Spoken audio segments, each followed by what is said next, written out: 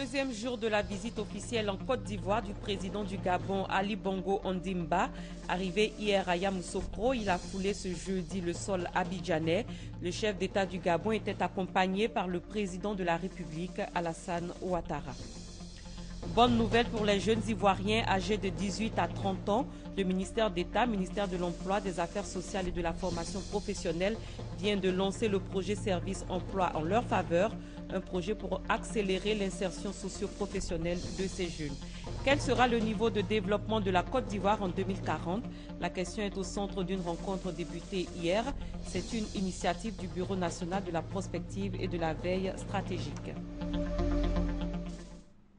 Bonsoir à tous et merci de suivre ce journal sur RTI 1. Deuxième jour de la visite officielle du président gabonais Ali Bongo en Côte d'Ivoire. Arrivé hier à Yamoussoukro, il s'est rendu ce matin à Abidjan. Le président Ali Bongo était accompagné par le président de la République Alassane Ouattara. Les deux chefs d'État ont été accueillis à l'aéroport Félix Houphouët-Boigny par le Premier ministre et plusieurs membres du gouvernement. La communauté gabonaise était également présente. Michel Digri. L'acte 2 de la visite du président gabonais en Côte d'Ivoire se déroulera à Abidjan avec certainement la même ferveur que l'étape de Yamoussoukro.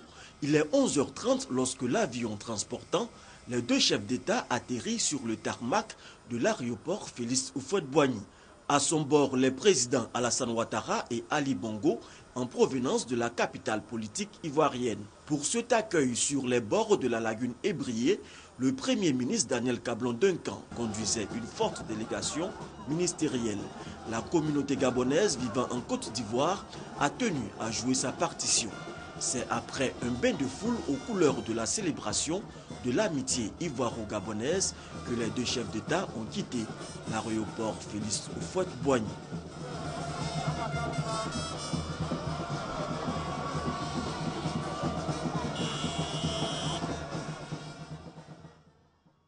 Et cet après-midi, le chef d'État gabonais a reçu les clés de la ville d'Abidjan et le parchemin du citoyen d'honneur.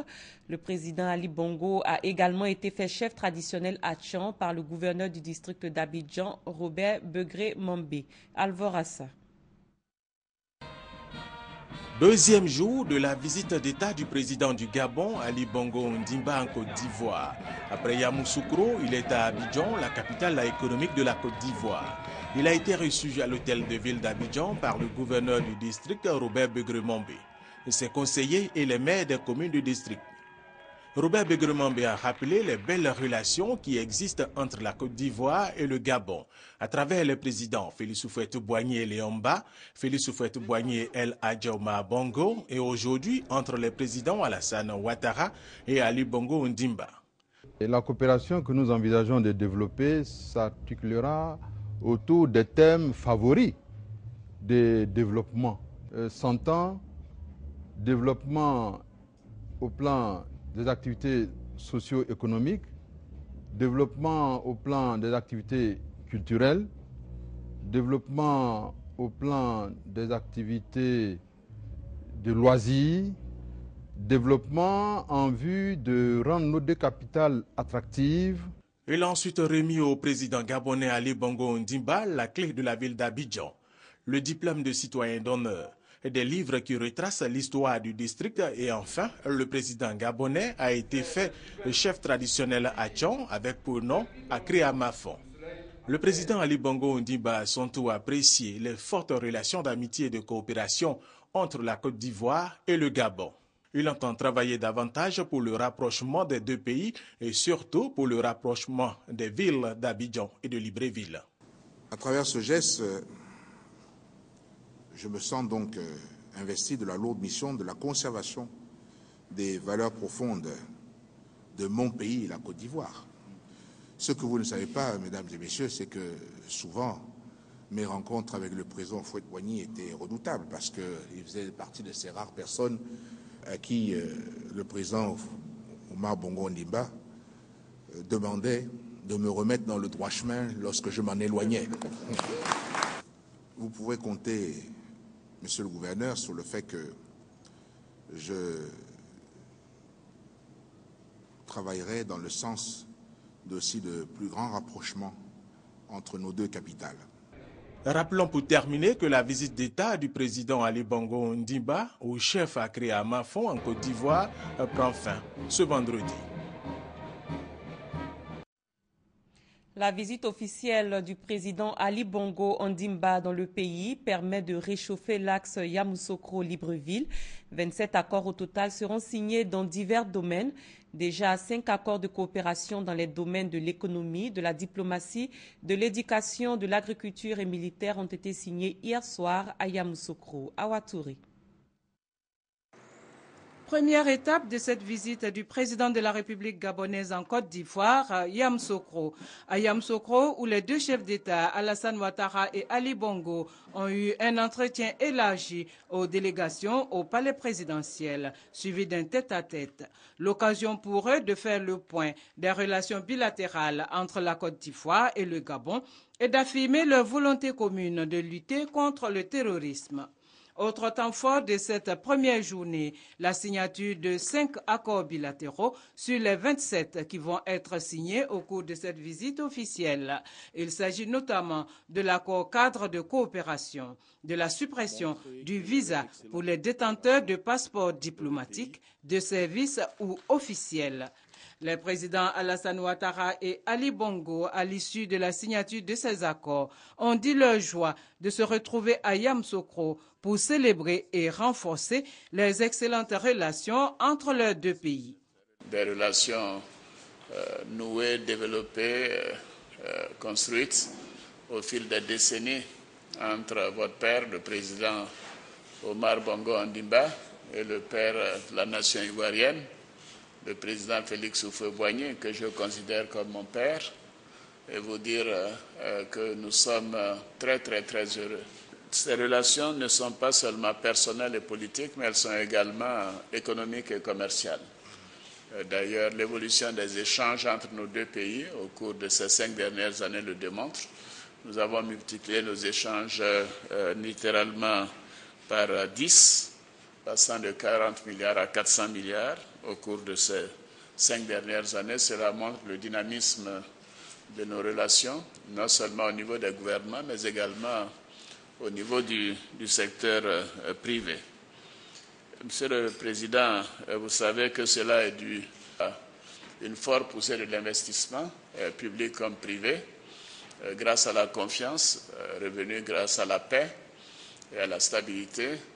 Et cela a permis à la Côte d'Ivoire d'avoir des taux de croissance très élevés ces 3 dernières années, environ 10% en 2012, 9% en 2013, et je pense à peu près au même niveau aujourd'hui en 2014. Nous sommes totalement en phase avec vous et soutenons et apprécions la pertinence du plan national de développement. Il s'agit pour nous de sortir nos pays des situations dans lesquelles ils se trouvent, avec des poches des fois importantes de précarité, de pauvreté. Dans le contexte africain, nous avons donc besoin de succès, de pays qui marchent, dont les politiques produisent des effets qui soient positifs.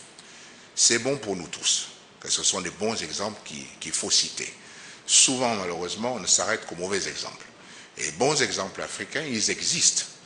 Et la Côte d'Ivoire est un de ces exemples-là.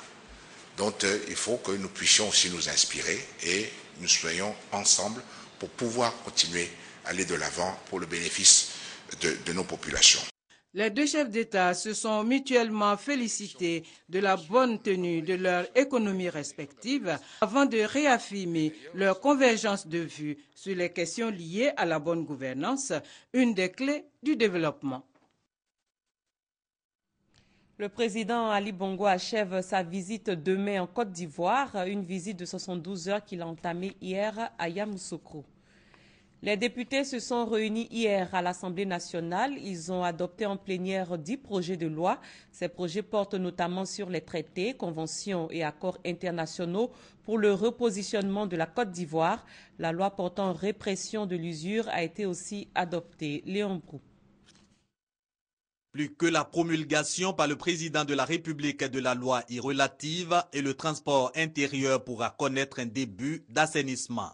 Les 206 députés, partie prenante de la délibération sur le rapport d'examen du projet de loi donnant orientation en matière de transport terrestre, fluvial, lagunaire et lacus, ayant adopté ce texte à l'unanimité. Outre cette loi qui prévoit également les investissements et autres interventions de l'État, cet projet de loi pour le repositionnement de la Côte d'Ivoire sur l'échiquier international ont été approuvés par cette plénière présidée par la première vice-présidente de l'Assemblée nationale, Sarah Sako. Il s'agit de permettre au président de la République de ratifier des conventions, traités et accords internationaux, un acte bénéfique au pays et à ses habitants, comme c'est le cas du traité sur le commerce des armes pour obtenir la levée de l'embargo sur les armes ou la charte de l'eau du bassin du Niger pour bénéficier de plus de 100 milliards de francs CFA d'investissement. Les deux dernières lois prises par l'Assemblée nationale l'ont été sur proposition de la Commission des affaires générales et institutionnelles de son rapport d'examen des projets y afférents. Elle traite entre autres de l'usure et offre désormais un cadre de protection des emprunteurs d'argent contre les usuriers. La Marine nationale a raisonné 4 bateaux. Ces bateaux pêchaient illégalement dans les eaux maritimes ivoiriennes. Informés de la situation, le ministre chargé de la Défense et le ministre des Ressources animales et halieutiques se sont rendus à la base de la Marine nationale. Les deux ministres ont pu effectivement constater la présence des 4 bateaux qui ont été arraisonnés par un patrouilleur de la Marine au large des côtes. Il s'agit de 4 bateaux de pêche, 2 bateaux pavillons ivoiriens et 2 autres chinois. Ces navires transportaient de façon irrégulière du poisson dont certaines espèces sont interdites par les lois internationales. Les responsables encourent des sanctions pénales. On s'intéresse à une passation de commandement au 3e bataillon de Bouaké. Le lieutenant-colonel Touré Hervé Armand Pélican est le nouveau commandant. La cérémonie de passation de charge s'est déroulée en présence notamment du commandant des forces terrestres, le général de brigade Soumaoro Gaoussou. Kader Sogodougou. 3e bataillon d'infanterie, de par le président de la République, chef suprême des armées, vous reconnaîtrez désormais pour chef le lieutenant-colonel Touré Hervé Armand Pélican, ici présent. Le 3e bataillon d'infanterie de Bouaké a un nouveau chef de corps. Le lieutenant-colonel Touré Hervé Armand Pélican remplace le lieutenant-colonel Ali Koulibaly. La cérémonie de passation de charge s'est déroulée en présence du commandant des forces terrestres, le général de brigade Soumaoro Gaoussou, des autorités administratives de Bouaké et des invités de la société civile. Le 3e bataillon d'infanterie de Bouaké a été créé le 1er mai 1964. Le lieutenant-colonel Touré Hervé Armand Pélican en est son 21e chef de corps. Le nouveau commandant du 3e bataillon a promis travailler dans la rigueur professionnelle. Il a exhorté les troupes sous sa responsabilité à avoir un esprit républicain. Je m'évertuerai tout au long de mon commandement à mériter cette confiance placée en ma modeste personne et à rendre visibles les orientations du chef d'état-major général des forces républicaines de Côte d'Ivoire. Toute ma gratitude au chef de l'État qui a fait l'insigne honneur de me placer à la tête du 3e bataillon d'infanterie. À vous, militaires du 3e bataillon, j'attends de vous une adhésion active et surtout une discipline consciente et volontaire. Un défilé des troupes à pied, composé de 5 sections, a clos cette cérémonie de passation de commandement au 3e bataillon d'infanterie de Bouaké.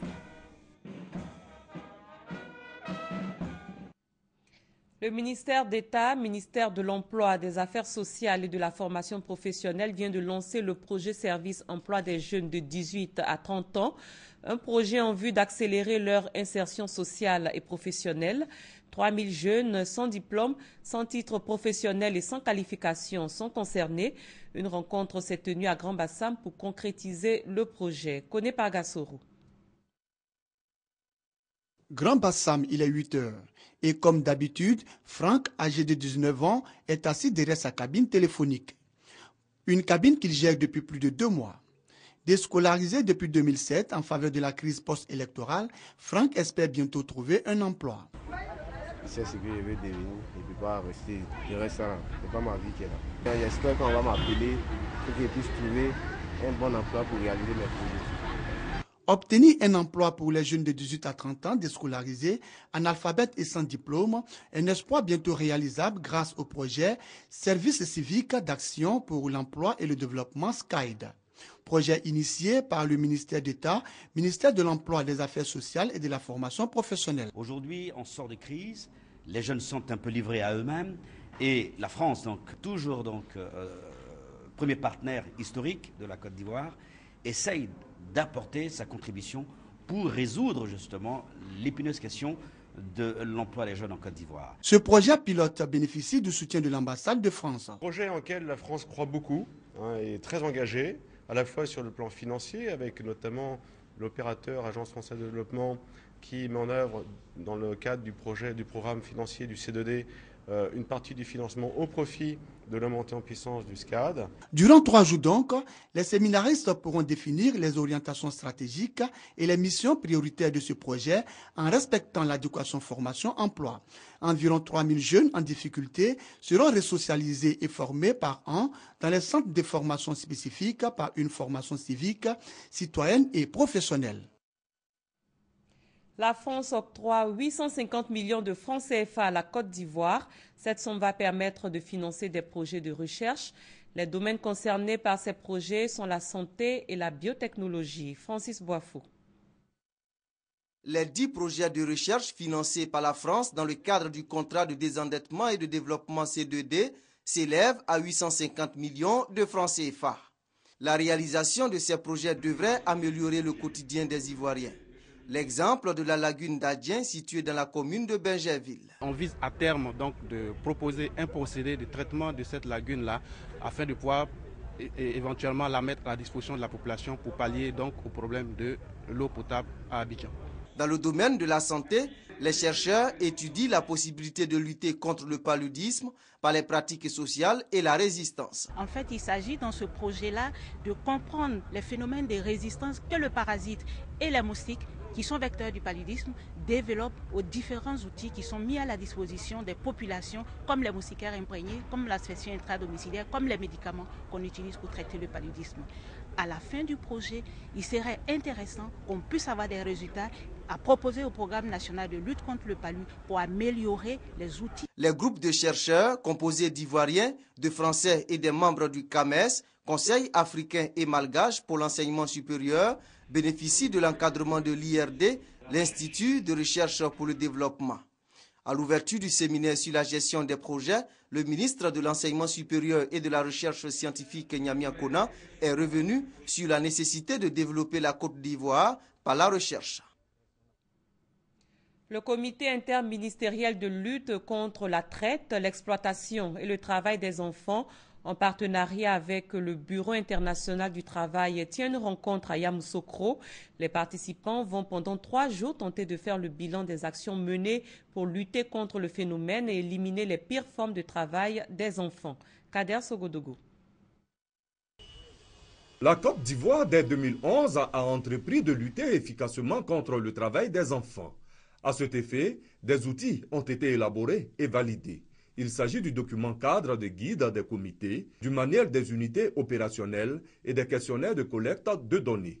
5 départements, Abengourou, Bondoukou, Boaflem, Bato et Soubré, sont choisis pour la phase pilote du système d'observation et de suivi du travail des enfants en Côte d'Ivoire, SOSTECI. 3 ans après, le temps est venu de dresser le bilan et faire des recommandations prospectives pour l'extension et la pérennisation du SOSTECI. L'action est soutenue depuis le départ par la première dame Dominique Ouattara, représentée à Yamoussoukro par sa directrice de cabinet. En Côte d'Ivoire, le système d'observation et du suivi du travail des enfants, SOSTECI, est le mécanisme national de riposte qui permet, à travers une approche participative et intégrée, d'apporter une réponse holistique et pérenne à cette problématique. La mise en place et le fonctionnement efficace de cet outil essentiel d'alerte, de prévention et de rémédiation constitue, à n'en point douter, l'un des chantiers majeurs de notre plan d'action national est l'un des défis les plus importants pour l'ensemble des acteurs nationaux. L'atelier national des parties prenantes sur la SOSTECI prend fin dans 72 heures, dans l'espoir que la Côte d'Ivoire va continuer de porter plus haut le flambeau de la lutte contre le travail des enfants. Prévu aujourd'hui, le débrayage des gardes pénitentiaires n'aura plus lieu. Ils ont décidé de lever leur mot d'ordre de grève après des rencontres avec la hiérarchie. Je vous propose d'écouter la déclaration de leur porte-parole et ces propos ont été recueillis par Pascal Kony. Depuis quelque temps, les personnes des services extérieurs de l'administration pénitentiaire sont en proie à certaines difficultés. Ainsi, les différentes grognes sans écoute ont conduit les agents à projeter une grève. Suite aux différentes négociations entreprises avec nos autorités compétentes, un certain nombre de décisions ont été arrêtées. Par conséquent, nous demandons à tous nos camarades de suspendre la grève et reprendre le travail dès ce communiqué. Toutefois, les négociations continuent et nous vous prions de toujours nous faire confiance. Nous vous remercions. Le premier salon international des infrastructures routières et de la mobilité a ouvert ses portes hier à Abidjan. Ce salon dénommé Route Expo est une initiative du groupement ivoirien du bâtiment et des travaux publics.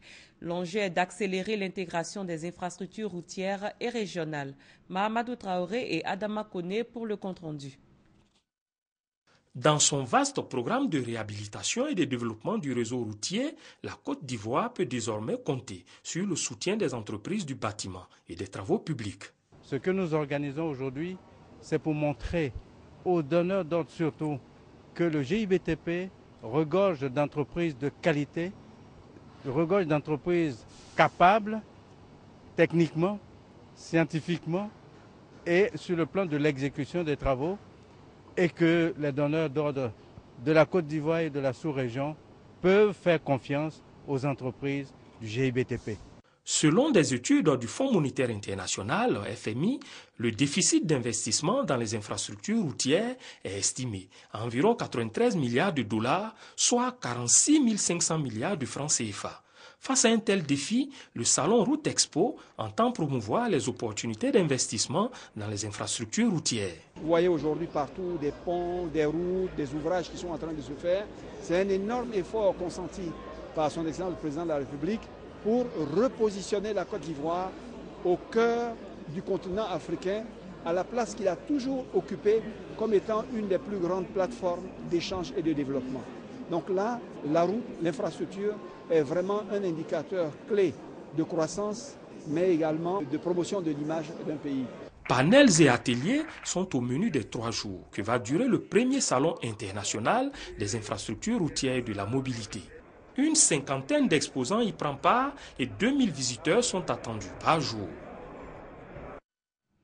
Les conducteurs de poids lourds adhèrent au pesage routier. Pour le manifester, ils ont lancé aujourd'hui au corridor de Yopougonjesco une campagne de sensibilisation à l'endroit de leurs camarades conducteurs. Cette campagne vise à éradiquer progressivement des routes ivoiriennes le phénomène de la surcharge.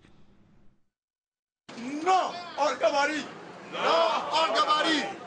Surcharge, c'est un danger pour la route! Non à la surcharge, oui au pesage. C'est une initiative du Conseil national des organisations de conducteurs professionnels de Côte d'Ivoire. Les transporteurs invitent au respect des charges maximales de tonnage autorisées sur les routes. C'est ce qui dégrade l'état des routes. Quand c'est comme ça, ça fatigue le chauffeur lui-même sans compter le véhicule. Donc vraiment, on est contre les surcharges. Depuis le 18 novembre dernier, l'État a inauguré le poste de pesage situé sur l'as Abidjan-Yamoussoukro pour éviter la dégradation des routes. Sont concernés par le pesage les camions dont les poids varient entre 18 et 36 tonnes. En cas de surcharge, l'amende est de 4 000 francs CFA par tonne pour le trafic national et de 11 000 francs CFA pour le trafic international. Et cela conformément aux dispositions arrêtées par l'UEMOA, l'Union économique et monétaire ouest-africaine. Cette campagne de sensibilisation des syndicats, membres du Conseil national des organisations de conducteurs professionnels de Côte d'Ivoire, sur le paysage, va s'étendre à toute la Côte d'Ivoire. Le Bureau national de la prospective et de la veille stratégique organise depuis hier une rencontre d'échange sur l'étude nationale prospective Côte d'Ivoire 2040. Cet atelier doit permettre de déterminer le niveau de développement de la Côte d'Ivoire en 2040 en s'appuyant sur les aspirations des Ivoiriens. Guy Roger Nguessan, Adamakoni. C'est connu, la Côte d'Ivoire projette d'être émergente en 2020. Toutefois, le pays veut avoir une vision nette de son niveau de développement à l'horizon 2040. Une étude nationale prospective menée en 2007 fait apparaître plusieurs images de ce futur, qui restent cependant à analyser. Personne ne peut dire ce que la Côte d'Ivoire sera à l'horizon 2040. Donc nous, par des cheminements logiques, nous projetons dans le futur et nous disons voici les images possibles de la Côte d'Ivoire à l'horizon 2040. 2040, c'est dans 26 ans. Mais déjà, experts et chercheurs mènent le débat sur les aspirations des Ivoiriens recueillis dans le cadre de l'étude prospective. L'objectif est de déterminer des scénarios clairs et réalistes, cohérents et pertinents de cet avenir. De là, une stratégie doit être élaborée comme le souhaite le ministère d'État, ministère du Plan et du Développement. Les conclusions importantes qui sont attendues doivent nous permettre d'alimenter le nouveau plan national de développement qui doit normalement consolider la vision du président de la République. Il faut que cette étude soit déclinée en plans et programmes qui sont mis en œuvre à travers les ministères dédiés. Cette étude nationale prospective est la 4e du genre en Côte d'Ivoire. En bref et en images, le FPI et ses alliés réunis sous l'Alliance des forces démocratiques reviennent au sein de la commission électorale indépendante. Les représentants du Front populaire ivoirien Alain Dogou et du Rassemblement pour la paix Bertin Ganet ont pris part aujourd'hui même aux travaux de la commission centrale, des travaux dirigés par le président de la CEI Youssouf Bakayoko, avec à ses côtés ses vice-présidents dont Gervais Koulibaly. Comment les familles peuvent-elles bénéficier des retombées de l'émergence? Le RDR réfléchit à cette question. Le secrétariat national du Rassemblement des Républicains chargé de la famille, de la protection et de l'enfant a tenu récemment un séminaire au Golf Hotel autour du thème « La famille, la femme et l'enfant à l'épreuve de l'émergence 2020 ». 4 commissions sont chargées de trouver des réponses idoines aux problèmes des familles. Adama Kamagate, Gabriel Zani. L'émergence souhaitée par le président de la République ne se fera pas sans la famille. Tels sont les mots du secrétariat national du Rassemblement des Républicains à la famille, à la protection de l'enfant. C'était à la faveur d'un séminaire tenu le vendredi 21 novembre. L'objet principal de cette rencontre est de mener une réflexion portant sur le thème. Donc, j'invite le séminaire à s'orienter vers des propositions concrètes et pertinentes afin que leur mise en œuvre garantisse à la famille, à la femme, à l'enfant, un avenir basé sur la réalisation de l'accomplissement de soi. Le thème « La femme, la famille et l'enfant à l'épreuve de l'émergence 2020 » épouse parfaitement la vision du chef de l'État et du RDR pour la Côte d'Ivoire de demain. Des observations que partage la marraine de la cérémonie. Je voudrais saluer Mme Mafirima Mbaya, visant à partager avec le ministère dont j'ai la charge des réflexions stratégiques relatives à la famille et à l'enfant dans la perspective de l'émergence de notre pays à l'horizon 2020. Elle en appelle à l'implication de tous pour que les familles s'approprient le processus de l'émergence, car une famille citoyenne est un gage de réussite pour le pays. Au cours des travaux, 4 commissions ont été constituées pour mener des réflexions sur la problématique de la famille, de la femme, de l'insertion sociale et de la protection de l'enfant. C'est la fin de cette édition. Merci de l'avoir suivi. Très bonne suite de programme sur RTI1.